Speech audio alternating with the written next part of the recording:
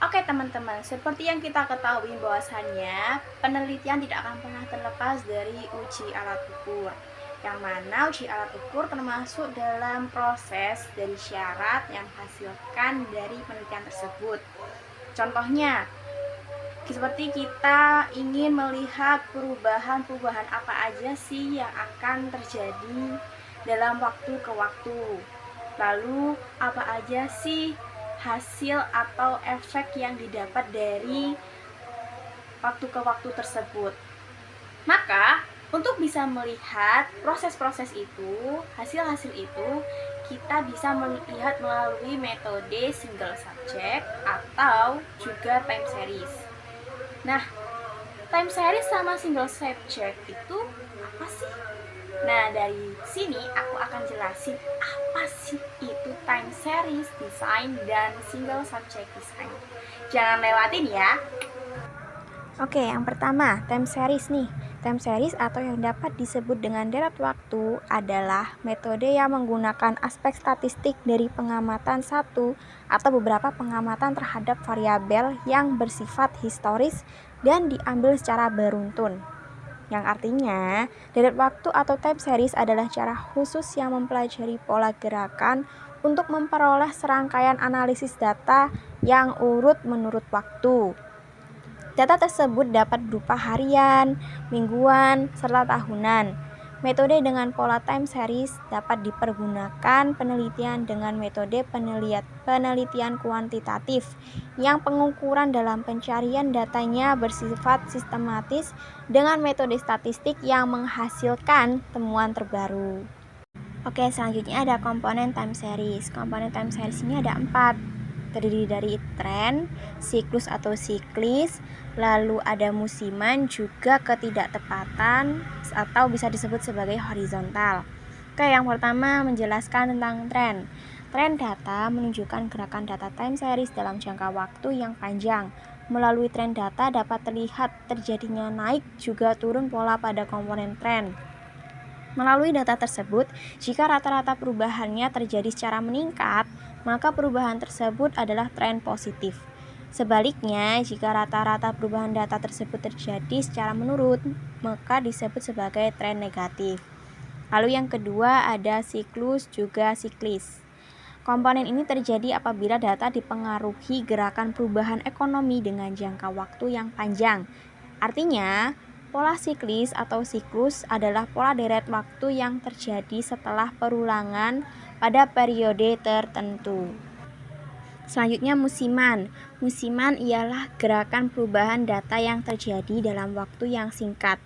Artinya, musiman ini menunjukkan perubahan data dalam musim-musim tertentu aja, yang polanya terjadi secara teratur, misalnya seperti harga saham atau juga inflasi. Lalu selanjutnya ada ketidaktepatan atau yang dapat disebut sebagai horizontal. Nah, dari horizontal ini itu lawan dari komponen musiman yang sudah pasti terjadi. Pada komponen ini, fluktuasi yang terjadi hanya dalam waktu yang singkat, dengan pola yang tidak teratur atau tidak dapat diprediksi. Banyak faktor dari perubahan tidak beraturan ini, contohnya seperti perang, krisis, juga bencana alam. Selanjutnya ada metode time series. Yang pertama metode tangan bebas atau freehand. Metode tangan bebas merupakan model yang sangat simpel dan tidak melibatkan perhitungan khusus. Terdapat beberapa proses. Yang pertama, hasil pengamatan diilustrasikan dalam bentuk diagram pencar. Lalu yang kedua, garis lurus ditarik secara bebas pada diagram pencar mengikuti arah titik-titik data. Pendekatan untuk menarik garis tren dengan tangan bebas merupakan metode yang paling sederhana, tetapi bersifat subjektif karena jika lebih dari satu orang diminta untuk menarik garis tren dengan cara ini, maka kemungkinan akan mendapatkan lebih dari satu garis tren. Hal tersebut disebabkan setiap individu memiliki preferensi sendiri sesuai dengan penilaian subjektifnya dengan menghasilkan garis tren yang berbeda-beda untuk mencerminkan diagram pencar tersebut. Selanjutnya, metode setengah rata-rata atau semi-average. Penelitian menggunakan metode setengah rata-rata dilakukan dengan membagi data ke dalam 2 bagian. Prosedurnya itu sebagai berikut. Yang pertama, membagi data berkala menjadi 2 bagian dengan jumlah yang sama di setiap bagian. Jika jumlah tahunnya ganjil, tahun yang berada di tengah tidak diikutsertakan. Lalu menghitung total untuk masing-masing bagian. Ketiga, menghitung rata-rata untuk setiap bagian dan menempatkannya di tengah masing-masing bagian. Lalu selanjutnya menentukan nilai tren untuk tahun lain dengan menggunakan langkah-langkah. Seperti yang pertama, menghitung total peningkatan tren dan nilai yang diketahui. Lalu yang kedua, menghitung rata-rata peningkatan tren per tahun.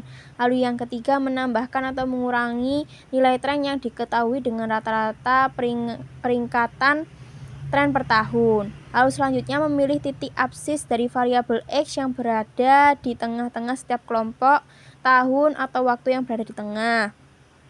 Lalu memasukkan titik koordinat ke dalam persamaan. Lalu yang ketiga, metode kuadrat terkecil atau least square. Apabila kita memiliki data berkala sebanyak n, maka rata-rata bergerak n waktu seperti tahun, bulan, minggu, hari merupakan rangkaian nilai rata-rata hitung.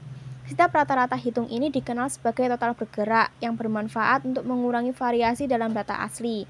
Dalam konteks berkala, rata-rata bergerak sering digunakan untuk meratakan fluktuasi yang terjadi dalam dataset. Proses meratakan fluktuasi ini dikenal sebagai pemulusan data berkala. Selanjutnya ada single subject design. Single subject design adalah di mana desain yang lebih fokus ke data individu untuk sampel penelitian. Ini memiliki perbandingan yang dimana subjek penelitian sama tetapi dalam kondisi yang berbeda. Kondisi berbeda tersebut yakni kondisi baseline dan kondisi eksperimen. Baseline adalah di mana saat pengukuran subjeknya melakukan habit yang normal atau natural sebelum diberikan intervensi.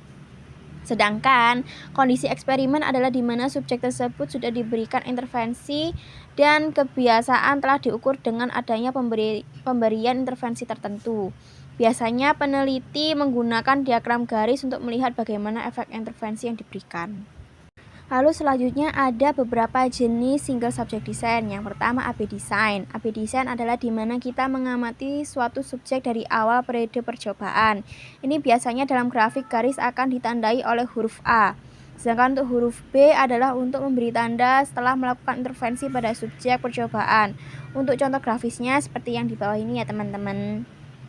Lalu selanjutnya ada ABA design. Ini juga dikenal sebagai desain pembalikan. Desain ini melibatkan pemberhentian intervensi dan kembali ke baseline tanpa adanya intervensi. Adapun contohnya sebagai berikut. Lalu yang ketiga ada alternative treatment design, yakni di mana peneliti efek dari intervensi dan melihat intervensi mana yang lebih efektif untuk digunakan. Objek yang kita teliti hanya satu atau satu kelompok. Contoh grafisnya ada di bawah ini ya. Lalu selanjutnya ada desain multiple baseline. Eksperimen dimulai dari 2 baseline atau lebih, tetapi di saat pemberian intervensi dilakukan pada saat waktu yang berbeda. Desain ini memiliki keunggulan yakni meningkatkan validitas internal, variabel independen sebagai sebuah intervensi. Contohnya ada di sebelah ini ya teman-teman.